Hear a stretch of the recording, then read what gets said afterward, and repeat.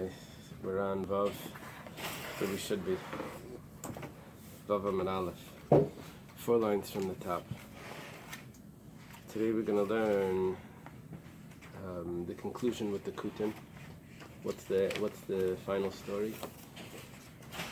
How it's relevant in more areas than just Shechita. Then we're going to get back a little bit to Tzadikim, Behemten Shel Tzadikim. Nothing happens, no sin comes to them for sure. Tzadik himself doesn't commit a sin. We'll talk about trusting people as well. Okay. Gemara says, "My time agoz abu Rabbana." What's the reason why the sages made a gzeira on the kutim?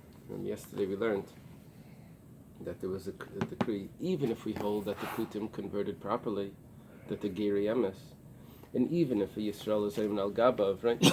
Even if there's a Jew standing there, still you can't allow him to shecht. Why? Yihad Reb Shimon ben Elazar. That Reb Shimon ben Elazar, what happened with Reb Shimon ben Elazar? Because Shaji Reb Meir la'asui chamra. Reb Shimon ben Elazar was a student of Reb Meir. Reb Meir sent him to bring wine.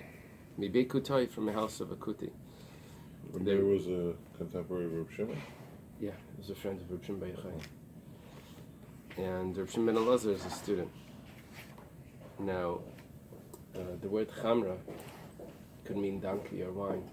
They would always joke, they would say, there's really no way of telling if chamra means, in Aramaic, it means donkey or wine. The only way to tell is to see what type of kick you get out of it. That's the thing. So, but here, from context, you can tell. So he's sent to bring wine from the house of a kuti. Ashkecheyahu Saba. He finds this old man that's there. Now, Taisus tells us that some commentaries say that whenever it says Ahu Saba, it means it's Eliyahu Hanavi. Finds an old man. Amalei, v'samta sakin b'layecha. Should place a knife in your cheek. Imbal nefeshata, if you are someone that's concerned with your soul. Now, what this is referring to is that you should control yourself. Don't do it. Okay. Halach Reb Shimon ben Elazar. Reb Shimon ben Elazar went. V'sipid dvarim lifnei Reb Meir, and he told us over in front of Reb Meir. V'gozer aleim, and they made a decree that the kutim are not considered Jewish. My time, and what's the reason for the decree? We're back at the same question. We're on Vav Amud Aleph. So Amar Reb Menachem bar Yitzchak. Reb Menachem bar Yitzchak says, "T'mus yaina matzalem b'reisha grisim sheyoav d'maisa." On top of Har Grisim, they found an image of a dove that the kutim were worshiping. Now, it was only the kutim that lived on Har Grisim. It's not all the kutim, but Taisus brings that, after Shimon and Levi killed out Shechem, so Yaakov buries the treasures outside Shechem. He says that it's possible that this is the Avodah Zarah that Yaakov buried. Yaakov buried the Avodah Zarahs of Shechem. It's possible that they found one of these old things and they were worshiping it. So, because of these individuals that were worshiping this dove on top of Har Grisim, and Har Grisim was a holy place to them. So, Reb Meir l'tamei, and this is all Reb Meir's opinion. Reb Meir goes according to his reason, the chayish l'miyuta, because Reb Meir is concerned about the minority. Because Aruba to miyuta, and they made a gzeira on the majority because of the minority. Where do we find that Reb Meir is concerned about the minority? Reb Meir holds that by Yibam, if a child, if the deceased brother has a young brother that's remaining alive, and he left his wife without children, the deceased brother left the wife without children, so Reb Meir holds that the young brother should not do Yibam, because we don't know if what's gonna happen when he matures. Is he going to be considered Is he going to be able to have children or not? Will he mature properly? Some people they don't become eunuchs. It's very rare, but Reb Meir's concerned that we don't know. Maybe he's going to be a eunuch. He won't be able to have children. Now, if he's a eunuch, then he shouldn't be allowed to marry his sister-in-law, because the whole mitzvah of marrying the sister-in-law is to have children that they should come on the brother's name. So this would be a prohibition for him to marry his sister-in-law, his deceased brother's wife. So Reb Meir is chayesh l'miuter. Reb Meir is always concerned about that minority. Usually in the Torah we always follow the majority. Reb Meir is concerned about the minority, but because of this minority now on Har Grizim that are worshipping idols, an idol, so therefore they made a decree that all the kutim are considered idolaters. Rabbi Gamliel, the Bais namik Reb Meir svirlo.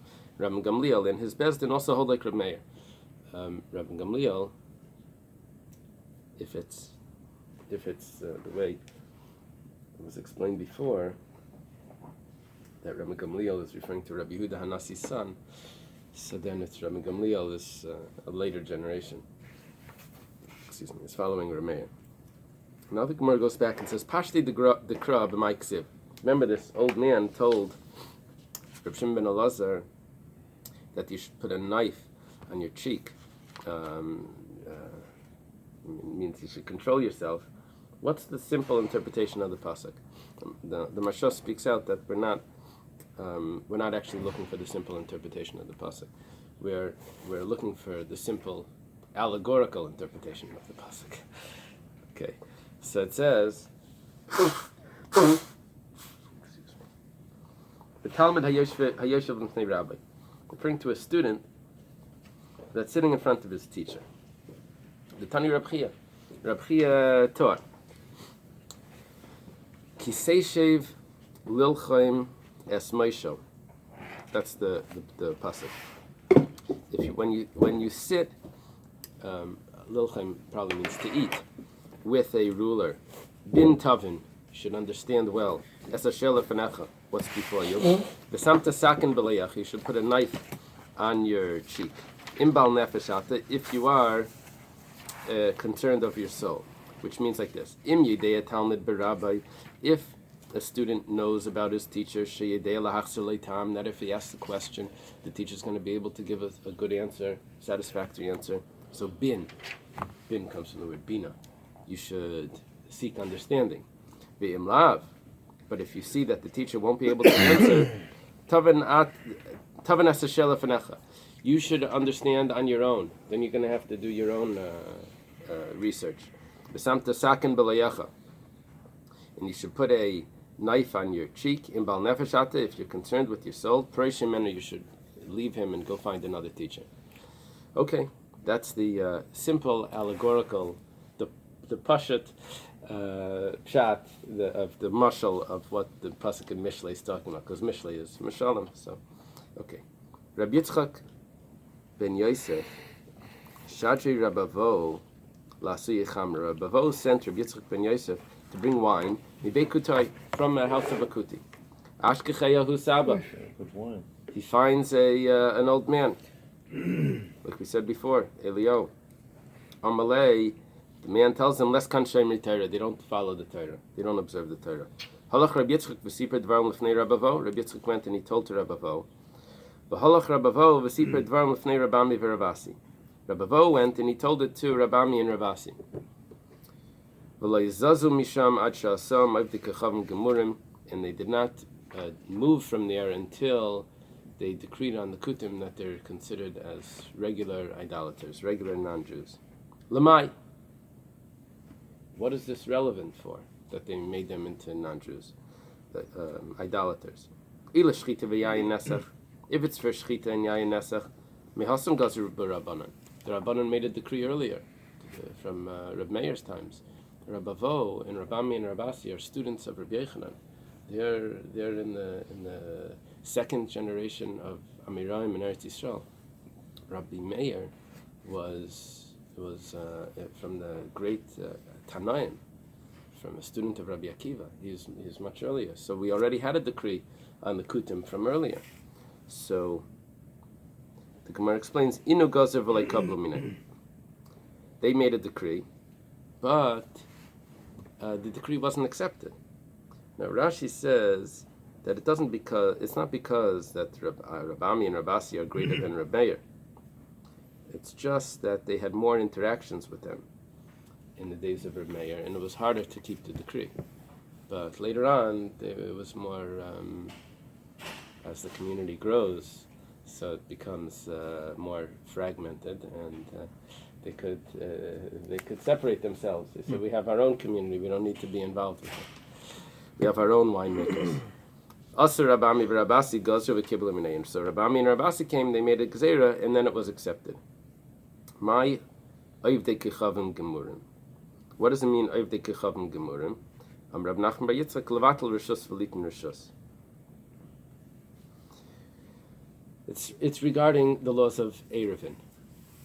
Now, it's a very interesting Gemara. The Maram mentions this, that the Gemara asked before, why did we, for what significance was the Gzeira of Rabami and Rabasi? If it's for wine and Shechita, so Reb Meir already did it, already made this decree. We said, well, it wasn't accepted. Now we say, well, what is the significance of it for Erevin? We're going to see what the difference is if it's Erevin. But the Gemara could have just answered, for Erevin. Right? And then that decree wasn't by Reb Meir earlier. So he says that it must have been that they knew that it was involving wine, because he sent them to get wine, and they made a decree involving wine. So they knew it had to do with wine.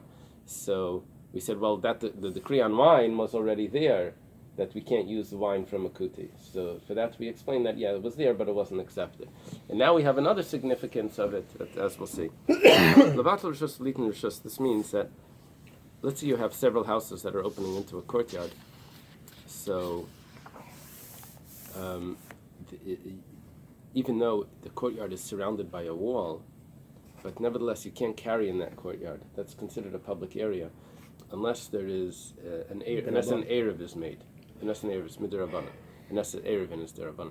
Unless an Erev is made. That means that they need to put together some sort of food, that like a meal. They usually do it Erev Pesach. They take a box of matzah, and this is considered the food for everyone for the whole chatzar. If there's a non-Jew there, so let's 1 second. Let's say one of the Jews didn't contribute. So on Shabbos, and it's Shabbos, so on Shabbos, he can say that I'm forfeiting my rights to the property, and it's fine. He stays in the property as if he's a guest. He's not considered an owner. He can be mevatel rishus, or he can give his rishus to the group, to the others there. And the fact that he didn't contribute to the Erev doesn't affect the Erev, because he forfeits his rights to the property. If there's a non-Jew there, he can't do that. He can't forfeit the rights. Now, but how do we do it? How do we make an Erev in the city? We have a string around the city, which turns the whole city into a courtyard, right? Or a mavoi. And then what we do is we put a box of matzah in one of the shuls to say that that's the food for all the community. That box of matzah no one talks about, but that's the real Erev. That's the Erev. And the string just turns it into a courtyard. So, Ukaditanya, it says like this: Yisrael Mumar, a Jew that transgresses on Shabbos, he doesn't keep Shabbos. Mishamer Shabbate Bashuk, but in public he does. It means he would be embarrassed in public. You follow? So, Mevatel Rishus v'Naisin Rishus. If he forgot to give his Erev, he can still forfeit his rights to the property, and the people can use that area and carry in the area. But if even in a public place he doesn't keep Shabbos, and it's Mechal Shabbos before Hesya, then Ein Mevatel Rishus v'Naisin Rishus. He can't do that. Sorry, he can't forfeit the place. What he can do is, because every person needs to contribute, so it should be considered one. So Yid can Mevatel Rishus, so he doesn't have to contribute. Right. Well, he's supposed to contribute, but if he forgot, he can be mevatel rishos. But a guy can't. A guy can't. Neisha Amru, because they've said Yisrael neisin rishos mevatel rishos. A Jew can give his property or forfeit his property. By a non-Jew, you need to rent it. So how do we do it here? We have this huge courtyard. It's called Miami, and we have an Erev. So how do we rent the courtyards from all the non-Jews? So what they did was the fire department has the rights to enter into anyone's home and anyone's property in case of an emergency. So they bought the rights from the fire department to be able to do that. So that means that they have On Shabbos only. Yeah, hopefully they must have said that we'll never use this, but nevertheless, the rights were bought. Rabbi Weberman worked on that, at least in Miami Beach. So that's how they do it. Okay, so here we're saying that a kuti would not be allowed to do this. Ketzad, what's the case? Or how does this work? Amalai, he says, Rishusi k'noyilach, Rishusi mivotelas lach, kana. Beina tarach liskais, but he doesn't need to make a kinyan. So he says he just has to make a statement. That's how it would work for a Jew. Okay. There's leniencies also if there's a non-Jew there. For example, if there's only one Jew and there's one non-Jew, you don't need an Erev. It's only if there's two Jews it requires you an Erev. Then, if there's a non-Jew, then you have to go through that difficulty of getting also the schiras. So the kuti becomes such a non-Jew that you even accept the leniencies, not only the stringencies, but even the leniencies. Rab Zeira v'Rabasi ekloi lepundaka diyai. Rab Zeira and Rabasi, they went to the inn in Yai. Aisi lekamayu beitzim hametzumakis biyayin. They brought in front of them eggs that were roasted with wine. I'm not familiar with this dish, but Poached eggs. I know that. You sell it at Okay. the gas station. maybe. Rab Zeira la yachal. Rab Zeira didn't eat, and Rabasi yachal. Rabasi ate it. Amalei, this is a very classic story that happens everywhere. People go to events, two rabbis go, one eats, one doesn't eat. It's all the time. I've been to these rabbinic conferences where I'm sitting there eating, enjoying myself. There's other rabbis that are sitting there making me feel uncomfortable. Say, I don't eat that. So, all right. Okay, so Amalei Rab Zeira Rabasi, Rab Zeira says to Rabasi, aren't you concerned that there's demai here? Demai means the non the Amaretz that owns the inn didn't take meiser, didn't take a tithe off the wine, and it's mixed with these eggs, and you're just eating it. Now the sages made a rule that whenever there's an Amaretz that's giving food, that's giving you food, you always have to take meiser off it, even though it's possible. And it's probable that the Amaretz did take meiser because he does keep the Torah, but there are some of them that don't. So there was a rule that because some of them don't, you're supposed to take meiser a second time, take off a tithe of it. It's a big expense. It's another tenth you have to give. So Amar Lei, he said, Lava Daitoi. He says, I didn't realize. Amar Rab Zeira. Zeira says, Efshe Gazur al Taruvas Demai. Is it possible that the sages made a decree on a mixture of Demai? You see here, it's interesting because it's not Demai alone. It's the Demai that's the wine. Demai is the term for food from an Amaretz that we're not sure if Meiser was taken. So here it's Demai, but it's mixed in with the egg. So it's not straight Demai. It's a mixture of Demai. So is it possible that the sages made a decree on Taruvas Demai, Umestaya Milsa, and it's going to occur? The Rabasi Lamechal Isura, that Rabasi would eat something forbidden. Hash the Behem Shal Tzadikim Yana Kadosh Baruch Hu Takal Al Yadan. If an animal of a tzaddik, this is a phrase we keep quoting, we're going to get to the story later. Right, an animal of a tzaddik that Hashem won't allow him to eat something that's not kosher.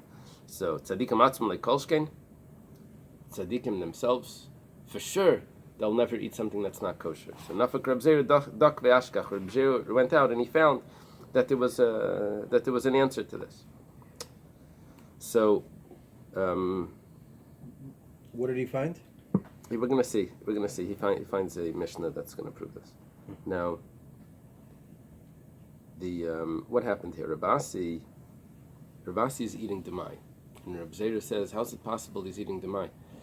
He's going to eat something that's not kosher." Now, the truth is that demai is only a suffix. And here's a taruvas. And right, but it's a teruv. That's what we're discussing. Is a teruvas demai aser?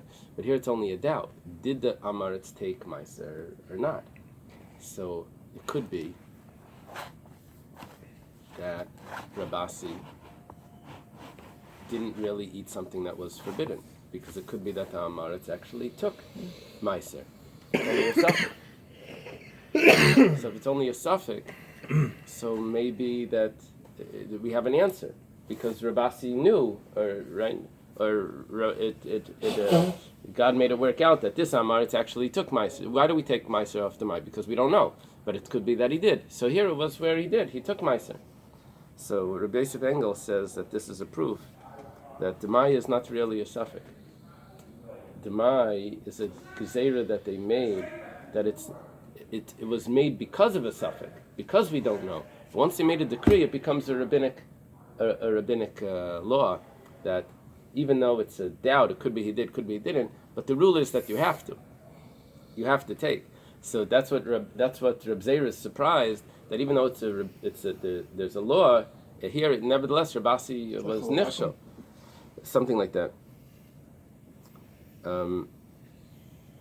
There's a problem with this, because the Gemara Shabbos regarding Chanukah, there's a problem with this, with Rabbi Yosef Engel's answer, because the Gemara asks, why do we make a bracha on lighting the Chanukah candles? Asher kedeshanu b'mitzvaysav, that God sanctified us with His mitzvahs. It's all. Where does it say in the Torah that you need to light the Chanukah candles? So it says no. The Gemara says it says in the Torah le'saser min hadavar, that you should not stray from what the rabbis tell you, that you make a bracha on a mitzvah derabanan. That's the Gemara. So the Gemara there says, but there are certain mitzvahs that you don't make a bracha on. For example, demai, that when you separate meiser from demai, you don't make a bracha. The Gemara says, Abaya says, why not? Because demai is a suffix. Demai is a suffix. Demai is not a suffix. They say over here that it's a rabbinic decree. It can't be a suffix. So that's a little bit of a problem. So it must be that what it means, to answer Rabbi Yosef Engel, it must be that the rabbis didn't make a decree on, didn't institute brachas on something that they instituted because of a suffix. It's not a suffix.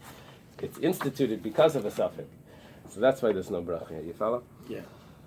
Okay. There's another issue here. Before we said that this Tosfos, yesterday we learned a Tosfos that says that this whole thing, tzaddikim, be'emton shel tzaddikim, won't eat something that's not kosher, for sure, tzaddik himself. Tosfos said that that's only if it's something that's edible, and also it needs to be an isser chefza. It needs to be on the object. Why? Because Tosfos said that we find that some people, that a certain Amira ate on Yom Kippur, we find that someone ate before Havdalah. So he said, no, that's just the timing. That's just the timing. You see, there's two types of prohibitions. One is when the food is non-kosher, and one is when you're not allowed to eat it, but your timing is off. The food is kosher, you're just not allowed to eat it because what you have to wait for. So here, the Achreinim always discussed, when the rabbis make a decree, they say you can't eat this food. Is the food not kosher, or are you not allowed to eat it? Is it gavra or is it chefta? Is it on the object, or is they just telling you that you have to stay away from it? So it must be that when the rabbis make a decree, they make the chefta asa. So all of this achreinim that they always say that is derabanan is a gavra doesn't fit, because here we're seeing that Reb Zera is surprised that Rabasi is ready to eat. It occurred to him that he ate something that wasn't that demai wasn't taken. It was only asim midirabanan, it must be that Issa Derabanan is a Issa Chefza. The reason why this is significant is because the Alter Rebbe, when he writes about the difference between something that's mutter and something that's aser, Perek Zayin, right? Perek Vav and Perek Zayin, he says that something that's forbidden comes from the Gimel Klipas HaTmeis, and he writes over there in an Issa Derabanan as well. If a Issa Derabanan is Issa Gavra, if it's only a prohibition that we have to stay away from it, then it can't be that it's Gimel Klipas HaTmeis, because that's just the three impure klipas means that it's Isser Chefta, that the object is. So this would fit with that. But it's also because of the time that's even more strict, because we see by Chametz, even in Mashihu, not a Kezayis. That's not because of the time. That's because it's a Kodesh. No, but it's also because a person is used to eating Chametz all the time, and therefore he has to be safeguarded, because during Pesach, a person There's two opinions is so about used to Chametz. it. There's two opinions about Chametz. It's relevant. It's an important discussion, how Chametz works. It's relevant if it mixes in before Pesach. Okay, so Reb Zera went out and he found Ditnan. Who was taught? Halakiach Yayin, someone that bought wine. Lasis l'teicha morius, l'teicha luntis. He buys wine to put inside. Morius is a type of brine, and aluntis is some sort of mixture where there's wine, water wine, and balsam oil that's mixed together. And so his wine is meant to go into this. Karshinim lasis mehan tchina.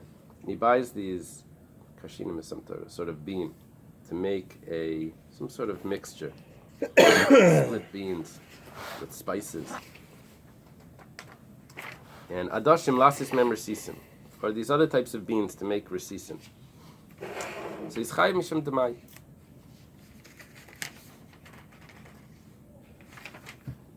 He has to take, even though he's mixing it into a mixture, but he has to take meiser off it as demai. Vein terach leimer mishum vadei. What does that mean, vein terach leimer mishum vadei? Definitely, if the person told him that I didn't take meiser, then for sure he has to take. Here we're talking about where he just bought them, and he doesn't. No one said anything. Vehein atzman. This means if they're mixed already. Notice he bought the mixture, not the ingredients. He bought it already made. Mutarim mipnei shein taruvas. It's mutter because it's already mixed. V'lei gazer al taruvas demai, and they didn't make a decree on taruvas demai. This explains how Rabbi was able to eat, even and it was unknown to him. He forgot the law, and that's what he said, that he forgot. Rabbi Zera says, how could a stumbling block occur to Rabbi? The reason is because it wasn't prohibited. It's a mixture. Was the reason they didn't do it on Taravas Demai because suffix to suffix Rabbanan, they wouldn't have Something to? like that,